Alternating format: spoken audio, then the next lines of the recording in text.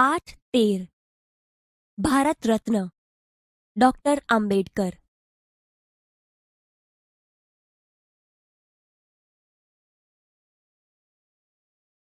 બાળ દોસ્તો, હવે આપણે લેખિકાના જીવન વિશે પરિચય મેળવીએ. ભારત રત્ન ડોક્ટર આંબેડકર એ એકમ દલિતો, પીડિતો અને સ્ત્રી ઉન્નતિ માટે જીવન સમર્પિત કરનાર ડોક્ટર ભીમરાવ આંબેડકરના જીવન ચરિત્રનું આલેખન કરતો પાઠ છે, જેના લેખિકા છે શ્રી ડોક્ટર હાસ્યદા પંડ્યા. તેમનો જન્મ 21મી જુલાઈ 1963ના રોજ અમદાવાદમાં થયો હતો. તેઓ વડોદરા જિલ્લાના મૂળ વતની હતા. લેખિકા શ્રી ડોક્ટર હાસ્યદા પંડ્યા વાર્તાકાર, કવયિત્રી, વિવેચક, નિબંધકાર અને સંપાદક તરીકે જાણીતા છે. શ્વેત પીંછાનો દેશવટો, ઉધઈ,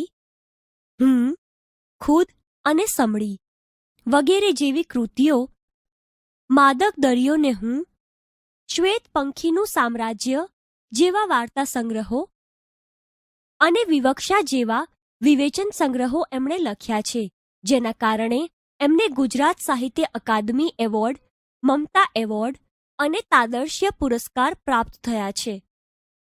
બાળ દોસ્તો, ભારત રત્ન ડોક્ટર આંબેડકર એ એકમમાં લેખિકાએ આપણા ભારતનું બંધારણ ઘડનાર ડોક્ટર ભીમરાવ આંબેડકરના જીવન વિશે અને એમના કાર્યો વિશે પરિચય કરાવ્યો છે. બાળ દોસ્તો, હવે આપણે પાઠનું શ્રવણ કરીએ. આશરે 100-125 વર્ષ પહેલાની આ ઘટના છે. 6 વર્ષની કુમળી વયના એક બાળકે પોતાની માતા ગુમાવી છે. એના પિતા રામજીભાઈ લશ્કરી શાળામાં શિક્ષક છે. માતૃસુખ ગુમાવનાર પુત્રના વાંકડિયા વાળમાં પિતા હાથ પસવારી રહ્યા છે. ચારેય દિશાઓમાં એમને જાણે કે અંધકાર દેખાઈ રહ્યો છે. મારા આ સૌથી નાના દીકરાનું શું થશે? હું એને સંભાળી શકીશ? એની માતાનું સ્થાન લઈ શકીશ? થોડી વારમાં જ એમણે મક્કમ નિર્ધાર કરી લીધો. નાનકડા ભીમરાવને હું ભણાવી ગણાવીને સારો નાગરિક બનાવીશ. ત્યારે જ એની માતાને સાચી અંજલિ મળશે. પિતાએ પુત્રને હૈયા સરસો ચાંપી દીધો. 6 વર્ષનો એ બાળક તે બીજું કોઈ નહીં, આપણા દેશના બંધારણના ઘડવૈયા ડોક્ટર બાબા સાહેબ આંબેડકર. એમનું મૂળ નામ ભીમરાવ. માત્ર 6 વર્ષની ઉંમરે એમની માતા ભીમાબાઈનું અવસાન થયું. દલિતો અને પીડિતો માટે જીવન સમર્પિત કરનારા ડોક્ટર ભીમરાવ આંબેડકરનો જન્મ મધ્યપ્રદેશ રાજ્યના મહુ ગામમાં 14મી એપ્રિલ 1891માં થયેલો. ભીમરાવ રંગે ઘઉંવર્ણા હતા. એમનું કપાળ વિશાળ હતું. વાળ તો એવા વાંકડિયા કે જોનારની આંખ ઠરે. નાક ટચુકણું પણ આંખો પાણીદાર. પરિવારમાં એ સૌથી નાના એટલે મા બાપના લાડકોળ સારી પેઠે પામ્યા, પરંતુ દુર્ભાગ્યે માતાનું સુખ વહેલું છીનવાઈ ગયું. એ જમાનામાં સમાજમાં જ્ઞાતિ પ્રથાનું દૂષણ જોરમાં, ઊંચ નીચના ભેદભાવ પાર વિનાના. ભીમરાવને પણ ઘણું સહન કરવાનું આવ્યું.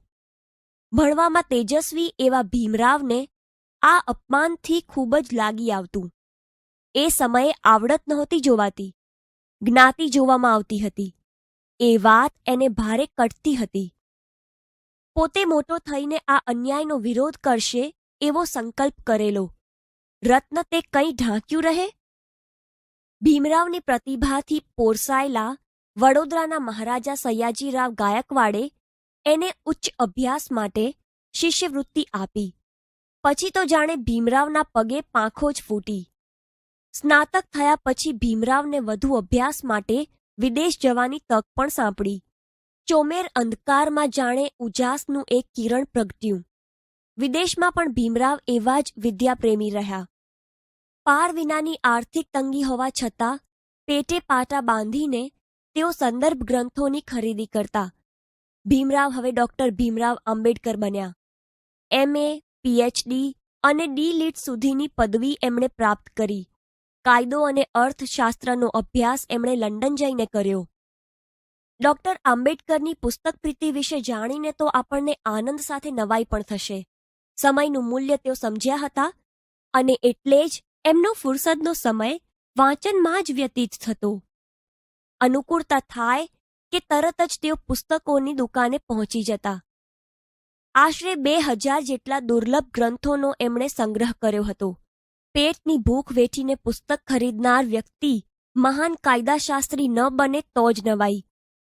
ડોક્ટર બાબા સાહેબ તો એવા પુસ્તક પ્રેમી કે દુર્લભ પુસ્તક મેળવવા વહેલી સવારે માઇલો લગી ચાલીને વાંચનાલયે જાય. મોડે સુધી વાંચનાલયમાં બેસીને વાંચ્યા કરે. ત્યાંથી પાછા આવીને પાછું વાંચવાનું. છે ને નવાઈ ભરી વાત. સંઘર્ષો વેઠીને આટલું ઊંચા દરજ્જાનું શિક્ષણ મેળવ્યા પછી ડોક્ટર ભીમરાવને નોકરી તો મળી, પરંતુ એ વખતના આપણા સામાજિક દૂષણ, અસ્પૃશ્યતાનો પણ કડવો અનુભવ થયો. તે એટલે સુધી કે એમની જ ઓફિસનો પટ્ટાવાળો પણ એમની સાથે ગેરવર્તાવ કરતો હતો. ડોક્ટર આંબેડકરને થતું કે પોતે ભણી ગણીને સારી જગ્યાએ નોકરી કરે છે, છતાં જો આ રીતે અપમાનિત થવું પડતું હોય તો પછી મારા અભણ અને આર્થિક રીતે નબળા જ્ઞાતિબંધુઓની સ્થિતિની તો વાત જ શી કરવી. આ તો સામાજિક અન્યાય કહેવાય. માનવ માત્ર સમાન છે, કોઈ ઊંચું કે નીચું નથી. તો પછી આવું કેમ? તેમણે મૂકનાયક નામનું એક પાક્ષિક શરૂ કર્યું. માત્ર લેખ કે પુસ્તકો લખીને તેઓ અટકી ન ગયા, કર્મશીલ પણ બન્યા.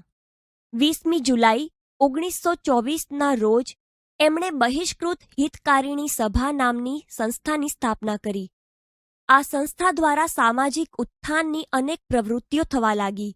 છાત્રાલયો, વાંચનાલયો, શૈક્ષણિક વર્ગો અને સ્વાધ્યાય મંડળો પણ ખોલવામાં આવ્યા. સાથે સાથે પ્રજાની આર્થિક સ્થિતિ સુધારવાના આશયથી ઔદ્યોગિક અને કૃષિ વિષયક શાળાઓ આ સંસ્થા ચલાવવા લાગી. શિક્ષણ વગર સમાજનો ઉત્કર્ષ શક્ય જ નથી. એ સત્ય ડોક્ટર આંબેડકર સમજી ગયા હતા. સમાજની કેટલીક જ્ઞાતિઓની જેમ જ સ્ત્રીઓની સ્થિતિ પણ દયનીય હતી. ડોક્ટર બાબા સાહેબનું હૃદય આ જોઈને પીગળી જતું. સ્ત્રીઓ માટેના સમાજના કાયદા એટલા તો નિર્મમ અને આપખુદ હતા કે ન પૂછો વાત. ડોક્ટર બાબા સાહેબ આંબેડકરે સ્ત્રીઓને પણ શિક્ષણ પ્રત્યે અભિમુખ કરી બાળ લગ્નનો વિરોધ કર્યો. વિધવા વિવાહનું સમર્થન કર્યું. સ્ત્રીને પણ એનો વારસા હક મળવો જ જોઈએ એવો આગ્રહ સેવનાર પણ અલબત્ત બાબા સાહેબ જ હતા. બાબા સાહેબનું એક સૂત્ર ગાંઠે બાંધવા જેવું છે: શિક્ષિત બનો, સંગઠિત બનો. સ્વાવલંબન જ સાચી સહાય છે. તેઓ સ્ત્રીને સમાજનું આભૂષણ લેખાવતા. સ્વતંત્ર ભારતમાં કાયદા પ્રધાન બનેલા બાબા સાહેબે ભારતીય સંવિધાનમાં પણ લિંગભેદ નષ્ટ કરીને નારીને ગૌરવપ્રદ સ્થાન અપાવ્યું. સ્ત્રીને શિક્ષણ મેળવવાનો, સત્તા સ્થાને પહોંચવાનો, વિવાહ વિચ્છેદનો, પિતાની મિલકતમાં ભાગ મેળવવાનો અને પુનઃલગ્નનો અધિકાર પણ અપાવ્યો. કાયદાઓની સાથે સાથે બાબા સાહેબે સ્ત્રી શિક્ષણને ઉત્તેજન મળે એવી શુભ નિષ્ઠાથી પ્રેરાઈને વિદ્યાર્થીઓને ફીમાં છૂટ અપાવી. છાત્રાલયો બાંધવા માટે વિનામૂલ્યે જગ્યા અપાવી. નિધિ એકત્ર કરીને ભોજનની વ્યવસ્થા પણ કરાવી. એટલું જ નહીં, સ્ત્રીઓને મતદાન કરવાનો અધિકાર મળે એ માટે આગ્રહ સેવનાર પણ બાબા સાહેબ જ હતા. ડોક્ટર બાબા સાહેબ પ્રખર દેશભક્ત પણ હતા. આઝાદીના જંગમાં પણ એમની મહત્વની ભૂમિકા હતી. મહાત્મા ગાંધી સાથે પણ એમણે કાર્ય કરેલું. એમની સાથે વખતો વખત મતભેદો પડવા છતાં બાપુ પ્રત્યે ડોક્ટર બાબા સાહેબને સંપૂર્ણ આદર હતો. ડોક્ટર બાબા સાહેબ કેવળ રાજકીય આઝાદી જ નહોતા ઝંખતા. ખરી આઝાદી તો આર્થિક, સામાજિક અને શૈક્ષણિક આત્મનિર્ભરતામાં છે એવું તેઓ દ્રઢપણે માનતા. વિચાર પુરુષ ડોક્ટર બાબા સાહેબના જીવન પર સર્વાધિક પ્રભાવ બુદ્ધ, કબીર અને જ્યોતિબા ફૂલેનો હતો. બંધારણના ઘડવૈયા ડોક્ટર બાબા સાહેબે મૂકનાયક ઉપરાંત બહિષ્કૃત ભારત, જનતા, પ્રબુદ્ધ ભારત જેવા સમાચાર પત્રો પણ ચલાવ્યા. પોતાના વિચારો એમણે કેટલાક અંગ્રેજી પુસ્તકોમાં પણ પ્રગટ કર્યા છે, જેમાં ધ પ્રોબ્લેમ ઓફ રૂપી અને બુદ્ધ એન્ડ હિઝ ધમ્મ મુખ્ય છે. આવા મહાન દેશભક્ત દલિતો અને વંચિતોના ઉદ્ધારક, ગરીબોના બેલી અને સ્ત્રીઓના પક્ષધર ડોક્ટર બાબા સાહેબ આંબેડકરનું દેહાવસાન 6 ડિસેમ્બર 1956માં થયું, પરંતુ પોતાના મહાન વિચારોથી તેઓ આજે પણ આપણી સાથે છે. ભારત માતાના આ સાચા રત્નને ઈસવીસન 1990માં આપણા દેશે મરણોત્તર ભારત રત્નના ઇલકાબથી નવાજવામાં આવ્યા. ભારત રત્ન અને બંધારણના ઘડવૈયાને ડોક્ટર ભીમરાવ આંબેડકરને હૃદયપૂર્વક વંદન. બાળ દોસ્તો, હવે આપણે પાઠને સમજીએ. બાળ દોસ્તો, કેમ છો? મજામાં છો? તમે મને ઓળખો છો? હું ભારત રત્ન એવોર્ડ છું. આપણા દેશ અને સમાજ માટે જે વ્યક્તિ ખાસ મહત્વના સેવા કાર્યો કરે છે તે વ્યક્તિને ભારત સરકાર ભારત રત્ન એવોર્ડ આપીને સન્માનિત કરે છે. અરે બાળ દોસ્તો, ભારત રત્ન એવોર્ડ એ ભારતનું સૌથી મોટું સન્માન ધરાવતો પુરસ્કાર છે અને આ એવોર્ડ આપણા દેશની કેટલીય મહાન વ્યક્તિઓને આપવામાં આવ્યો છે. આવી મહાન વ્યક્તિઓમાં એક છે ડોક્ટર બાબા સાહેબ ભીમરાવ આંબેડકર, જેમને ભારત માતાના સાચા રત્ન ગણીને મરણોત્તર ભારત રત્ન એવોર્ડથી સન્માનિત કરવામાં આવ્યા હતા. તો ચાલો તૈયાર થઈ જાઓ. આજે હું તમને એમના જીવન વિશે ઘણી બધી વાતો કહીશ. આશરે 100-125 વર્ષ પહેલાની આ ઘટના છે. 6 વર્ષની કુમળી વયના એક બાળકે પોતાની માતા ગુમાવી છે. એના પિતા રામજીભાઈ લશ્કરી શાળામાં શિક્ષક છે.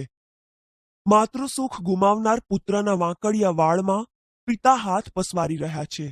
ચારેય દિશાઓમાં એમને જાણે કે અંધકાર દેખાઈ રહ્યો છે.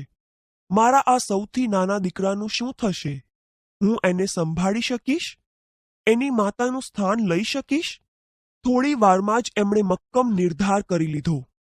નાનકડા ભીમરાવને હું ભણાવી ગણાવીને સારો નાગરિક બનાવીશ. ત્યારે જ એની માતાને સાચી અંજલિ મળશે. પિતાએ પુત્રને હૈયા સરસો ચાંપી દીધો. 6 વર્ષનો એ બાળક તે બીજું કોઈ નહીં, આપણા દેશના બંધારણના ઘડવૈયા ડોક્ટર બાબા સાહેબ આંબેડકર. એમનું મૂળ નામ ભીમરાવ. માત્ર 6 વર્ષની ઉંમરે એમની માતા ભીમાબાઈનું અવસાન થયું. દલિતો અને પીડિતો માટે જીવન સમર્પિત કરનારા ડોક્ટર ભીમરાવ આંબેડકરનો જન્મ મધ્યપ્રદેશ રાજ્યના મહુ ગામમાં 14મી એપ્રિલ 1891માં થયેલો. ભીમરાવ રંગે ઘઉંવર્ણા હતા. એમનું કપાળ વિશાળ હતું. વાળ તો એવા વાંકડિયા કે જોનારની આંખ ઠરે. નાક ટચુકડું પણ આંખો પાણીદાર. પરિવારમાં એ સૌથી નાના એટલે મા બાપના લાડકોડ સારી પેઠે પામ્યા. પરંતુ દુર્ભાગ્યે માતાનું સુખ વહેલું છીનવાઈ ગયું. એ જમાનામાં સમાજમાં જ્ઞાતિ પ્રથાનું દૂષણ જોરમાં, ઊંચ નીચના ભેદભાવ પાર વિનાના. ભીમરાવને પણ ઘણું સહન કરવાનું આવ્યું. ભણવામાં તેજસ્વી એવા ભીમરાવને આ અપમાનથી ખૂબ જ લાગી આવતું. એ સમયે આવડત નહોતી જોવાતી, જ્ઞાતિ જોવામાં આવતી હતી. એ વાત એને ભારે કટતી હતી. પોતે મોટો થઈને આ અન્યાયનો વિરોધ કરશે એવો સંકલ્પ કરેલો. રત્ન તે કંઈ ઢાંક્યું રહે? ભીમરાવની પ્રતિભાથી પોરસાયેલા વડોદરાના મહારાજા સયાજીરાવ ગાયકવાડે એને ઉચ્ચ અભ્યાસ માટે શિષ્યવૃત્તિ આપી. પછી તો જાણે ભીમરાવના પગે પાંખો જ ફૂટી. સ્નાતક થયા પછી ભીમરાવને વધુ અભ્યાસ માટે વિદેશ જવાની તક પણ સાંપડી. ચોમેર અંધકારમાં જાણે ઉજાસનું એક કિરણ પ્રગટ્યું. વિદેશમાં પણ ભીમરાવ એવા જ વિદ્યાપ્રેમી રહ્યા. પાર વિનાની આર્થિક તંગી હોવા છતાં પેટે પાટા બાંધીને તેઓ સંદર્ભ ગ્રંથોની ખરીદી કરતા. ભીમરાવ હવે ડોક્ટર ભીમરાવ આંબેડકર બન્યા. MA, PhD અને D.Litt સુધીની પદવી એમણે પ્રાપ્ત કરી. કાયદો અને અર્થશાસ્ત્રનો અભ્યાસ એમણે લંડન જઈને કર્યો.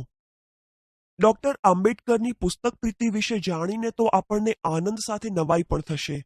સમયનું મૂલ્ય તેઓ સમજ્યા હતા અને એટલે જ એમનો ફુરસદનો સમય વાંચનમાં વ્યતીત થતો. અનુકૂળતા થાય કે તરત જ તેઓ પુસ્તકોની દુકાને પહોંચી જતા.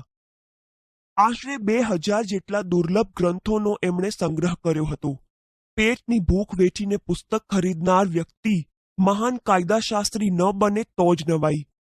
ડોક્ટર બાબા સાહેબ તો એવા પુસ્તક પ્રેમી કે દુર્લભ પુસ્તક મેળવવા વહેલી સવારે માઇલો લગી ચાલીને વાંચનાલયે જાય. મોડે સુધી વાંચનાલયમાં બેસીને વાંચ્યા કરે. ત્યાંથી પાછા આવીને પાછું વાંચવાનું. છે ને નવાઈભરી વાત. સંઘર્ષો વેઠીને આટલું ઊંચા દરજ્જાનું શિક્ષણ મેળવ્યા પછી ડોક્ટર ભીમરાવને નોકરી તો મળી, પરંતુ એ વખતના આપણા સામાજિક દૂષણ, અસ્પૃશ્યતાનો પણ કડવો અનુભવ થયો. તે એટલે સુધી કે એમની જ ઓફિસનો પટ્ટાવાળો પણ એમની સાથે ગેરવર્તાવ કરતો હતો. ડોક્ટર આંબેડકરને થતું કે પોતે ભણી ગણીને સારી જગ્યાએ નોકરી કરે છે, છતાં જો આ રીતે અપમાનિત થવું પડતું હોય તો પછી મારા અભણ અને આર્થિક રીતે નબળા જ્ઞાતિબંધુઓની સ્થિતિની તો વાત જ શી કરવી. આ તો સામાજિક અન્યાય કહેવાય. માનવ માત્ર સમાન છે, કોઈ ઊંચું કે નીચું નથી. તો પછી આવું કેમ? તેમણે મૂકનાયક નામનું એક પાક્ષિક શરૂ કર્યું. માત્ર લેખ કે પુસ્તકો લખીને તેઓ અટકી ન ગયા, કર્મશીલ પણ બન્યા. 20મી જુલાઈ 1924ના રોજ એમણે બહિષ્કૃત હિતકારિણી સભા નામની સંસ્થાની સ્થાપના કરી. આ સંસ્થા દ્વારા સામાજિક ઉત્થાનની અનેક પ્રવૃત્તિઓ થવા લાગી. છાત્રાલયો, વાંચનાલયો, શૈક્ષણિક વર્ગો અને સ્વાધ્યાય મંડળો પણ ખોલવામાં આવ્યા. સાથે સાથે પ્રજાની આર્થિક સ્થિતિ સુધારવાના આશયથી ઔદ્યોગિક અને કૃષિ વિષયક શાળાઓ આ સંસ્થા ચલાવવા લાગી. શિક્ષણ વગર સમાજનો ઉત્કર્ષ શક્ય જ નથી. એ સત્ય ડોક્ટર આંબેડકર સમજી ગયા હતા. સમાજની કેટલીક જ્ઞાતિઓની જેમ જ સ્ત્રીઓની સ્થિતિ પણ દયનીય હતી. ડોક્ટર બાબા સાહેબનું હૃદય આ જોઈને પીગળી જતું. સ્ત્રીઓ માટેના સમાજના કાયદા એટલા તો નિર્મમ અને આપખુદ હતા કે ન પૂછો વાત. ડોક્ટર બાબા સાહેબ આંબેડકરે સ્ત્રીઓને પણ શિક્ષણ પ્રત્યે અભિમુખ કરી બાળ લગ્નનો વિરોધ કર્યો. વિધવા વિવાહનું સમર્થન કર્યું. સ્ત્રીને પણ એનો વારસા હક મળવો જ જોઈએ એવો આગ્રહ સેવનાર પણ અલબત્ત બાબા સાહેબ જ હતા. બાબા સાહેબનું એક સૂત્ર ગાંઠે બાંધવા જેવું છે: શિક્ષિત બનો, સંગઠિત બનો, સ્વાવલંબન જ સાચી સહાય છે. તેઓ સ્ત્રીને સમાજનું આભૂષણ લેખાવતા. સ્વતંત્ર ભારતમાં કાયદા પ્રધાન બનેલા બાબા સાહેબે ભારતીય સંવિધાનમાં પણ લિંગભેદ નષ્ટ કરીને નારીને ગૌરવપ્રદ સ્થાન અપાવ્યું. સ્ત્રીને શિક્ષણ મેળવવાનો, સત્તા સ્થાને પહોંચવાનો, વિવાહ વિચ્છેદનો, પિતાની મિલકતમાં ભાગ મેળવવાનો અને પુનઃલગ્નનો અધિકાર પણ અપાવ્યો. કાયદાઓની સાથે સાથે બાબા સાહેબે સ્ત્રી શિક્ષણને ઉત્તેજન મળે એવી શુભ નિષ્ઠાથી પ્રેરાઈને વિદ્યાર્થીઓને ફીમાં છૂટ અપાવી. છાત્રાલયો બાંધવા માટે વિનામૂલ્યે જગ્યા અપાવી. નિધિ એકત્ર કરીને ભોજનની વ્યવસ્થા પણ કરાવી. એટલું જ નહીં, સ્ત્રીઓને મતદાન કરવાનો અધિકાર મળે એ માટે આગ્રહ સેવનાર પણ બાબા સાહેબ જ હતા. ડોક્ટર બાબા સાહેબ પ્રખર દેશભક્ત પણ હતા. આઝાદીના જંગમાં પણ એમની મહત્વની ભૂમિકા હતી. મહાત્મા ગાંધી સાથે પણ એમણે કાર્ય કરેલું. એમની સાથે વખતો વખત મતભેદો પડવા છતાં બાપુ પ્રત્યે ડોક્ટર બાબા સાહેબને સંપૂર્ણ આદર હતું. ડોક્ટર બાબા સાહેબ કેવળ રાજકીય આઝાદી જ નહોતા ઝંખતા. ખરી આઝાદી તો આર્થિક, સામાજિક અને શૈક્ષણિક આત્મનિર્ભરતામાં છે એવું તેઓ દ્રઢપણે માનતા. વિચાર પુરુષ ડોક્ટર બાબા સાહેબના જીવન પર સર્વાધિક પ્રભાવ બુદ્ધ, કબીર અને જ્યોતિબા ફૂલેનો હતો. બંધારણના ઘડવૈયા ડોક્ટર બાબા સાહેબે મૂકનાયક ઉપરાંત બહિષ્કૃત ભારત, જનતા, પ્રબુદ્ધ ભારત જેવા સમાચાર પત્રો પણ ચલાવ્યા. પોતાના વિચારો એમણે કેટલાક અંગ્રેજી પુસ્તકોમાં પણ પ્રગટ કર્યા છે, જેમાં ધ પ્રોબ્લેમ ઓફ રૂપી અને બુદ્ધ એન્ડ હિઝ ધમ મુખ્ય છે. આવા મહાન દેશભક્ત દલિતો અને વંચિતોના ઉદ્ધારક, ગરીબોના બેલી અને સ્ત્રીઓના પક્ષધર ડોક્ટર બાબા સાહેબ આંબેડકરનું દેહાવસાન 6 ડિસેમ્બર 1956માં થયું. પરંતુ પોતાના મહાન વિચારોથી તેઓ આજે પણ આપણી સાથે છે. ભારત માતાના આ સાચા રત્નને ઈસવીસન 1990માં આપણા દેશે મરણોત્તર ભારત રત્નના ઇલકાબથી નવાજવામાં આવ્યા. ભારત રત્ન અને બંધારણના ઘડવૈયાને ડોક્ટર ભીમરાવ આંબેડકરને હૃદયપૂર્વક બાળ વંદન. દોસ્તો, હવે આપણે પાઠનું વાંચન કરીએ.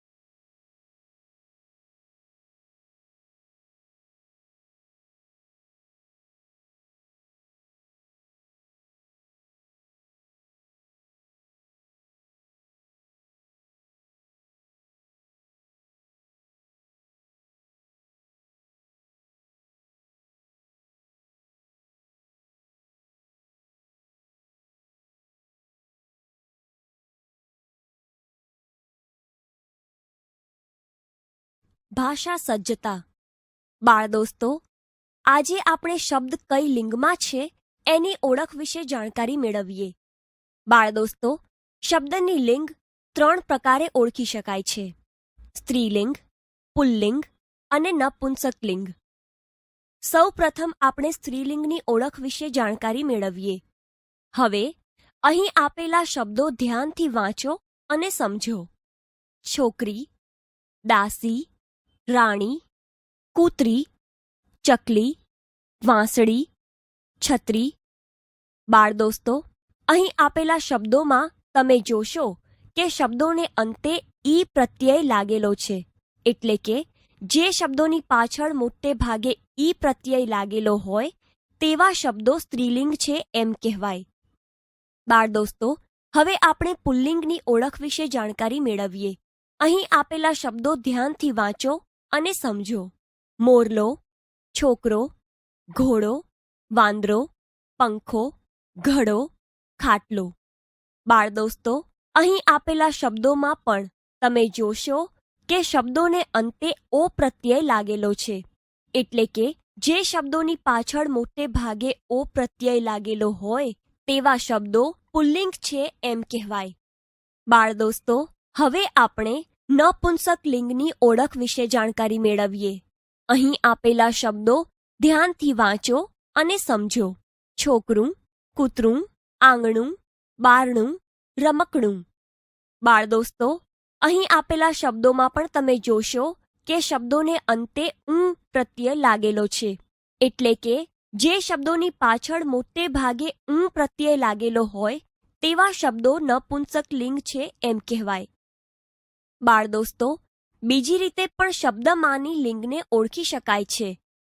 આપણે જ્યારે શબ્દમાંની લિંગને ઓળખવા માટે કેવી, કેવો કે કેવું જેવા પ્રશ્નો પૂછીએ છીએ ત્યારે આપણે જવાબરૂપે 2 શબ્દની લિંગ ઘણી સરળતાથી ઓળખી શકીએ છીએ, જેમ કે શબ્દ, પ્રશ્ન. લિંગની ઓળખ: ચકલી, કેવી, સ્ત્રીલિંગ; ઘોડો, કેવો, પુલ્લિંગ; કૂતરું, કેવું, નપુંસકલિંગ.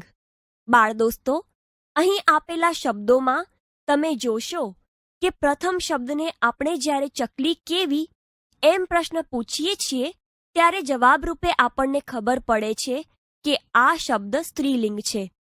આવી જ રીતે બીજા શબ્દને પ્રશ્ન પૂછીએ ઘોડો કેવો અને જવાબરૂપે આપણને ખબર પડે છે કે આ શબ્દ પુલ્લિંગ છે, તથા ત્રીજા શબ્દને પ્રશ્ન પૂછીએ કૂતરું કેવું અને જવાબરૂપે આપણને ખબર પડે છે કે આ શબ્દ નપુંસકલિંગ છે.